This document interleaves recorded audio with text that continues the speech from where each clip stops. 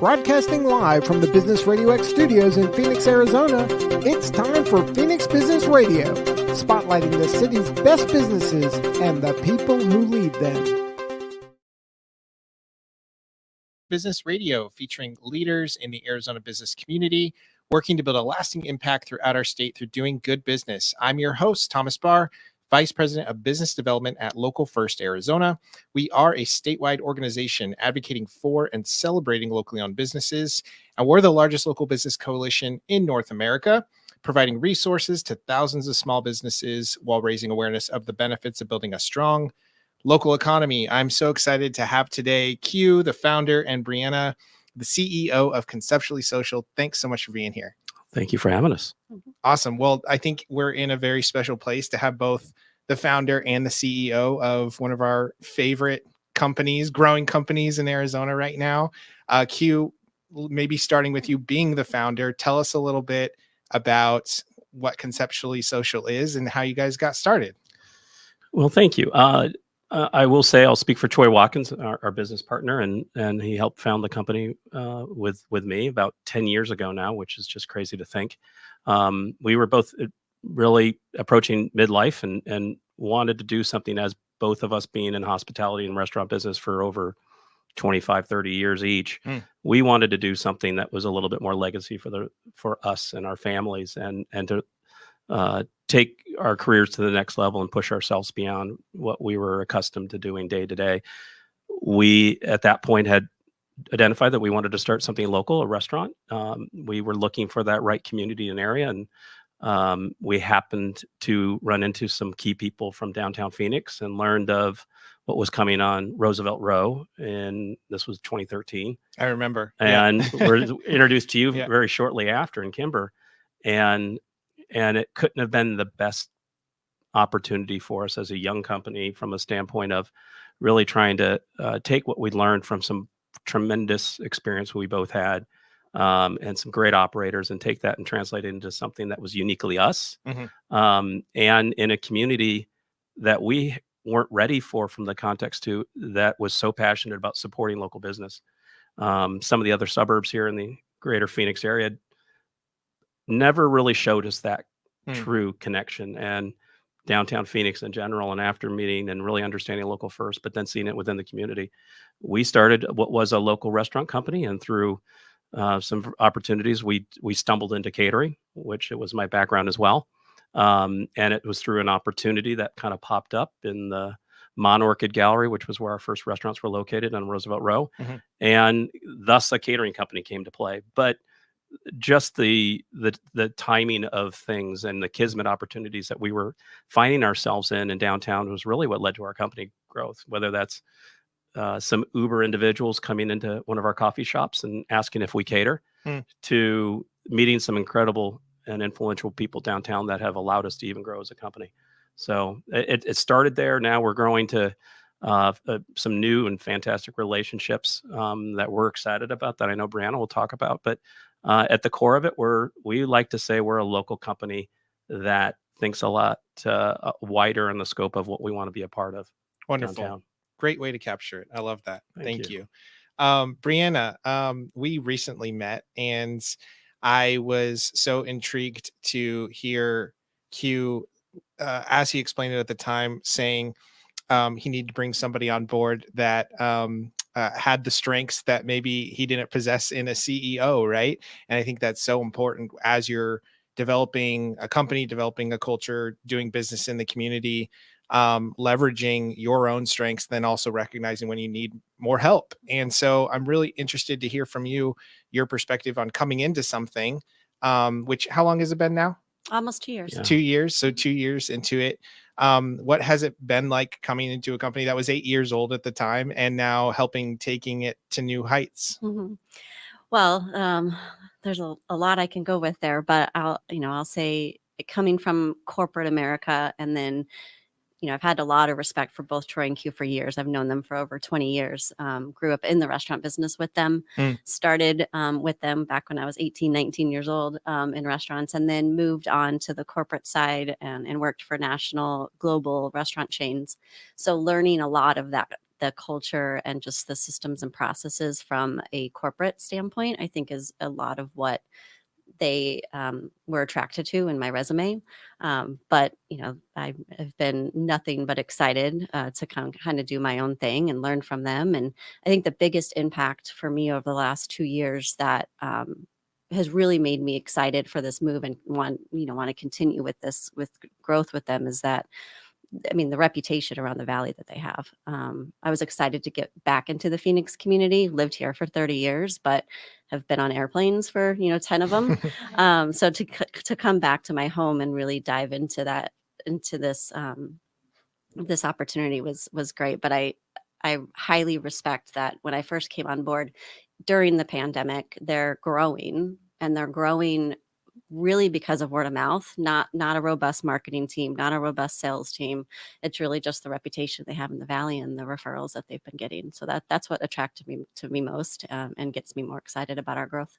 Very cool. Yeah. And I feel like every corner I turn these days, your name is popping up, whether it's in an email or I'm in a board meeting for Tempe tourism, and Conceptually Social gets brought up for a new concept you guys are doing. Tell us about what's happening right now. I know you're going to be the new cafe space at the Phoenix Art Museum, which is so exciting. Beyond that, what are some of the other things that are opening that you guys are doing soon? I can start, and I'm sure Q will pick up where I have left off. But we are very excited about the Phoenix Art Museum. Again, that and really all of the things that are coming up and through for us are all based on that Kismet relationship. And I remember Q telling me about that when we first met. Like, everything happens for a reason, and we know people, and when something bad happens, something good's going to happen after it. And it's been amazing to watch. I get chills actually saying that. It's been amazing to watch because it's true. But Phoenix Art Museum, we're super excited about. And then we're also opening up a cafe, breakfast, lunch spot in Hayden Ferry. Just to support the businesses around there. So we're super excited about that as well. And then have become preferred vendors for different venues around the valley that we really haven't been doing much over the last couple of years. The Heard Museum, Phoenix Zoo, quite a few others that I might be leaving off, but just excited for those new opportunities. Very cool. Very cool.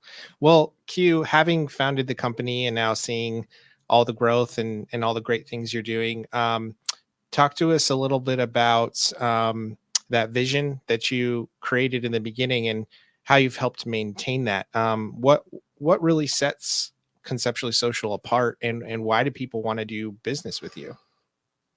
Oh, great question.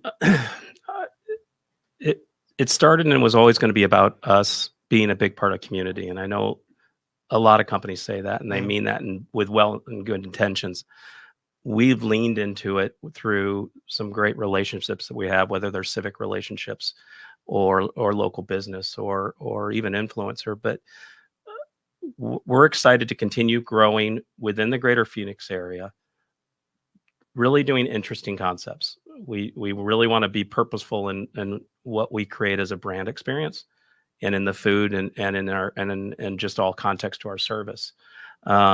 I think where we've found a nice niche as a company, our restaurants speak to our catering company, our catering company speaks to our restaurants, whether it's Kaizen Sushi and how we incorporate now sushi into a lot of our offerings, whether it's corporate lunch to galas at the Phoenix Art Museum, to even our restaurant spaces are more focused on and how it connects to our catering company to agree, but also how it is a big part of the community. And she mentioned the Phoenix Art Museum. I couldn't have been more surprised and honored, and it's probably one of the best things that at starting this company that we've achieved, in having that recognition in such a big part of the community and big part of the city that is the Phoenix Art Museum, and to have that chance and opportunity to build not only a restaurant that is to take it to the next level for that venue, if you will, but it takes us to a whole new level of exposure as a company, and the relationships we're doing with Tempe. It just lends itself to connecting. We're purposeful in our projects and how it lends itself to the community in the area, and we want to be a big part of it. We don't want to cannibalize any other business. We want to just create an experience. And I think we're achieving that. And the last two opportunities, whether it be in Hayden Ferry, Lakeside, or with the Phoenix Art Museum, were really based on our genius in bringing Brianna onto the company. I would say is a side effect to it, because those opportunities came by a lot of what she put in place. Got it. And how we reacted, I believe, is how we were awarded those projects. Wonderful. Well, I kind of want to hear from both of you as well. Just from the business perspective of operating in today's economy. I don't think any industry is left out of the conversation regarding operating on really thin margins. Challenges with hiring and retaining talent and people, and investing in those people and staying competitive with keeping them. And while staying true to what you want to be doing as a business, right? And so I'm interested to kind of hear your perspective on how you're dealing with all of that right now, because the conversations that I have a lot with a lot of consumers is we need to kind of change a little bit our expectations of the experience when it comes to dining, right? It's just very different now. So how are you as a business approaching that, especially being in the hospitality space? Big question. It is. And, the first thing that comes to mind, and it might sound kind of cheesy, but it's actually super easy. And coming from corporate America, it's the exact opposite of what I learned in corporate America. And I remember the end of my time there, I was like, there's got to be a different way to do this. There's got to be a different way to do this.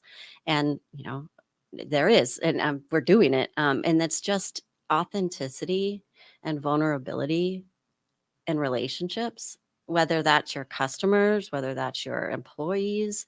We're going to have good days. We're going to have bad days, good weeks, bad weeks. And, we have been through things with our staff and our guests where we've had to be vulnerable. We've had to be authentic. And I think when they see that and they resonate, and that's how you keep people. And it's hard because you're like, oh my gosh, we have to say this. And what if they walk away, or what if, but the couple times we've done it, it's been rewarding. So I think that is one of the big things that I've taken from this, that it's different from corporate America. And if you make yourself vulnerable and you have compassion and you're authentic, I think it goes more in today's society. Wonderful. I could speak to, and I fully appreciate and agree with everything she just mentioned. We had learned through going through the pandemic and going through a lot of the struggles that every restaurant operator or catering company was experiencing, with how overhead and how costs were changing. And I will say that through this came our realization that we're very strategic, and we've been blessed to have some incredible relationships with our landlords and with the individuals that manage the properties that we're asked to be a part of. And through very transparent dialogue and understanding whether it's building a small cafe inside a large corporate plaza like Hayden Ferry, we know our lane. We understand what they're asking us to be, and that's an amenity that allows them to fill buildings and to fill office space with tenants. And then with that, what we've stumbled into is that if they're looking for great operators, it's going to come with a different scenario in how the ROI is seen from a hospitality company to that developer or to that landlord.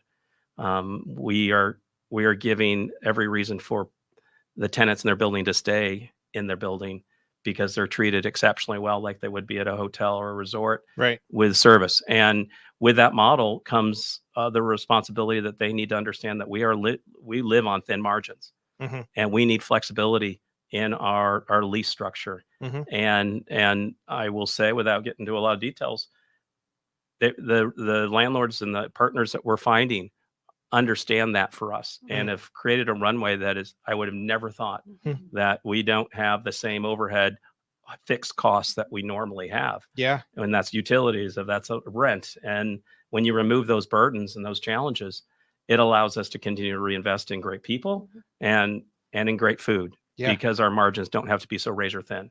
That's so great to so hear. it's helping. And in all transparency, the Phoenix Art Museum, same relationship. Mhm. They understand there's some challenges as a hospitality operator in there, and they wanted to remove a lot of those obstacles that can allow us just to deliver great food and take care of people. That's so great to And hear. so It becomes a great partnership. Yeah.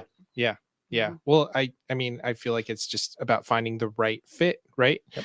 I was just having a conversation with a property owner downtown who just purchased a pretty well-known space in downtown, and came to Local First and said, "Hey, we'd love to talk to you about our vision for transforming kind of the perspective of what people have of this space." And the first thing they said is, we're completely revamping the model of what it means to sign a lease in this plaza. And it's not going to be a commitment for years anymore. We'll do month to month, we'll Mhm. do 6 months, we'll be flexible. And I think it's really promising to hear that it's happening in other spaces too, because rubber's going to hit the road. And if there's no flexibility from the landlord's perspective, then a lot of small businesses aren't going to have the opportunity to continue to grow. Yeah. So No, it's 100% what we've seen. I think it was our biggest obstacle pre-pandemic. And if there was anything, there's been some positives coming through that challenging year and a half, 2 years that we all Yeah. went through and that still go through. It's been this. I think it's a refocus and an understanding what it's going to take to again continue to develop and grow and fill these gorgeous buildings that are, whether in Tempe or they're downtown Phoenix or in Scottsdale. It's going to take some ingenuity on how the relationships cool. maximized. Yeah. Love it. Well, we've talked a lot of business. I want to talk a little bit about food. Better. let's water some mouths on the other end of this. What can people expect to taste, experience from what you guys offer? Tell us a little bit about that, and maybe even your approach at all to sourcing from any of our local farms or Yeah. food producers in Arizona. Would love to hear about that. Q, I'm sure, can speak a little bit more to the Kaizen side, but I'll mention some of the stuff on the catering side. We do always like to source from local as much as we can. And we do broadcast that to our clients on our social media and as well as all of our print materials. One of the things that I think makes us stand out as a catering company, though, is we're very customizable. We don't really have menus out there. We have lots of pictures, but our menus, we want to curate to our guests and to the experience, to the event, to the theme. And our chefs really love to do that. It takes a lot of time and a lot of creativity, but it does kind of set us apart in that regard, that we spend a lot of time on that, and we try to curate exactly what the event needs for their specific outcome. Cool. Sourcing from local has always been a priority for us, whether we're talking using a local bread maker because there's some fantastic companies out here, to produce, to even our distributor being intentful on why we'd want to use Shamrock potentially over the other big box distributors here in the city. It's again giving back to the local community aspect from this food side, and I think that's what brought us into this. We love food, we love drink, we love the sense of getting around a table and really celebrating or just having conversation around food and drink. And that's at the end of the day why we do this, clearly. But from Kaizen in particular, even from that in a sushi, we want to do interesting. We certainly wanted to take something and be as authentic as we could be. We wanted to add a little twist to what we do. And we added that Latin infusion into our food, that we could also celebrate some fantastic chefs that could bring their culture in and combine it with some traditional Japanese experience in the sushi. And I think we're achieving that. And again, really focusing and building those menus around, in this case, local produce. We don't have local seafood here, but some great operators that could bring some stuff in. Outside of the Kaizen opportunity, I think we failed to bring it up. We partnered in a joint venture with Agritopia in Gilbert. And not only in helping them, and we now responsible to manage their venue of events for the nonprofit and for the Johnson family. Cool. But now also building menu experience through partnership with their farm. And this will be our first season really going into intentionally creating menus with what produce is coming off their farm and really bringing that farm to table. And it's used often, but in this case was a big reason why we wanted this relationship. and extend that experience through corporate and social events on a gorgeous farm Yeah. in the middle of Gilbert.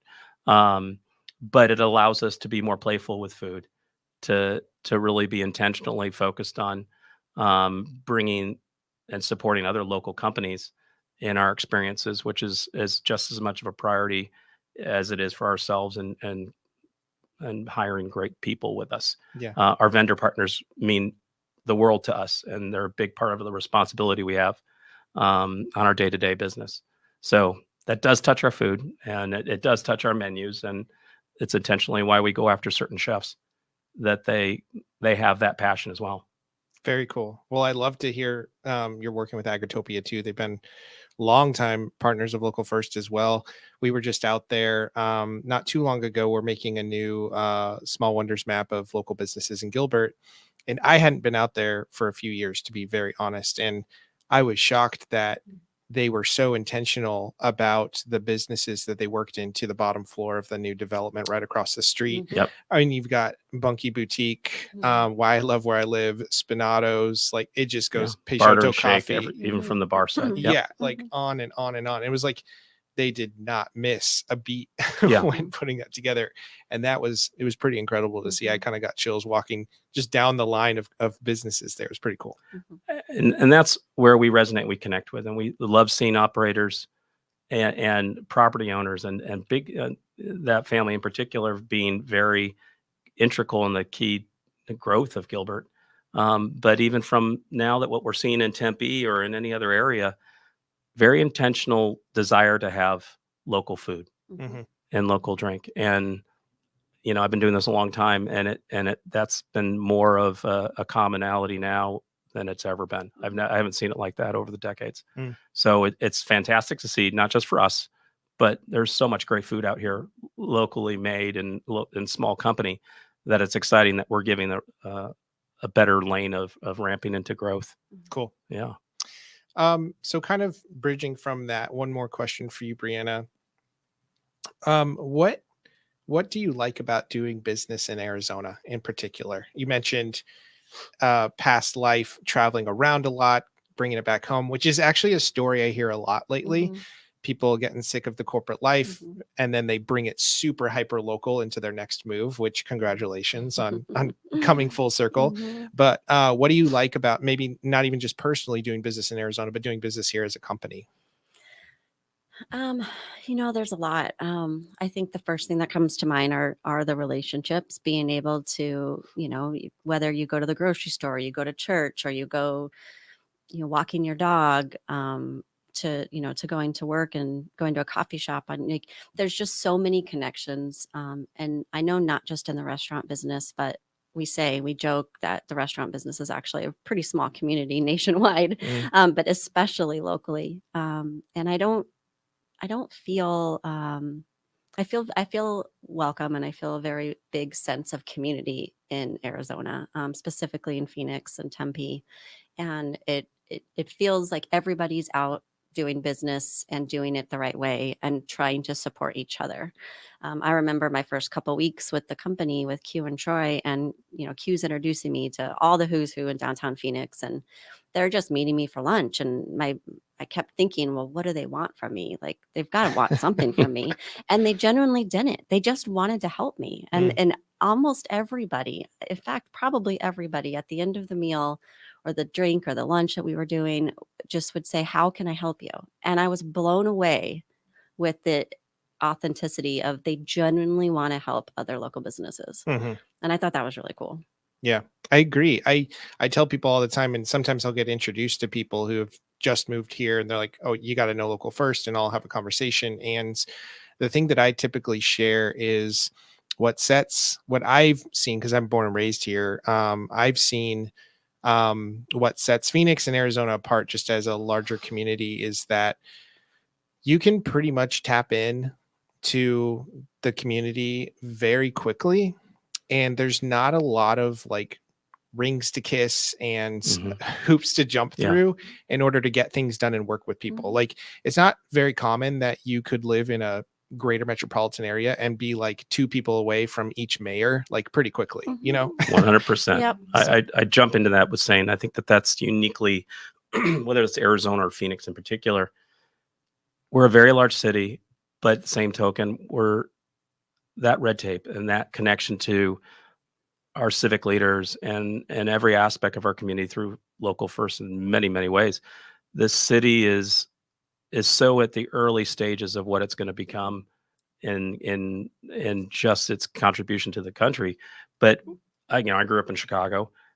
It's a very big city. We would be a very small fish in a big pond, and it's like that. And you could name off the cities. And Phoenix is large, but the community is still thriving to really prove itself and say yes, we could be hanging in a culinary conversation with the Los Angeles and the New Yorks and the Chicagos, and even to the city itself. I think we take immense pride in.